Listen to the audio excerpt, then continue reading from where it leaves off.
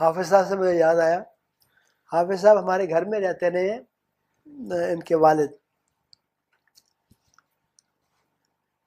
تو حافظ رمضان صاحب جو ہیں، حافظ محمد رمضان صاحب تو نابینا تو تھے، اور لیکن بہت ہوشیار، کبڈی کھیلا کرتے تھے۔ یہ حضرت میر ناصر نواب صاحب نے جو دیکھا کہ لڑکا نابینا ہے اور ہوشیار ہے، آوارہ ہو جائے گا، تو آپ نے اس کو پکڑ لیا، اور میں تمہیں ترجمہ قرآن شریف حفظ کراؤں۔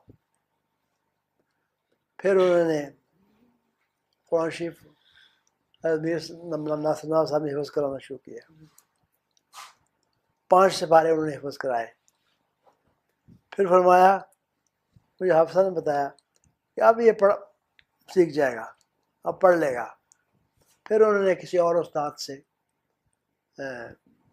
مکمل کر لیا، اور بہت اعلیٰ ان کی یادداشت تھی۔ جی حافظ صاحب سے کہتے تھے ایک تو ترجمہ بڑا اچھا تھا، جی ترجمہ الٹا بھی پڑھ لیتے تھے، آیتوں کا علم بھی، الٹی آیتیں بھی،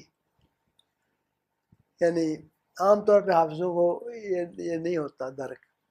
میں نے کہا حافظ صاحب آپ کا بہت اچھا پڑھتے ہیں، قرآن شریف خوب یادداشت ہے، تو کیا طریقہ ہے؟ یعنی کہ میں نمازوں میں باقاعدگی کے ساتھ مسلسل قرآن شریف پڑھتا ہوں۔ مثلا سورہ بقرہ شروع کی، پھر اگلی صورت میں سنتوں میں بھی کوئی اور تو مسلسل کرتا ہوں، اس سے مجھے ہر وقت یادداشت، میری یادداشت قرآن شریف کی بہت اچھی ہو گئی ہے۔ محبت کے نغمات گائیں گے ہم، اخوت کی تانے اڑائیں گے ہم،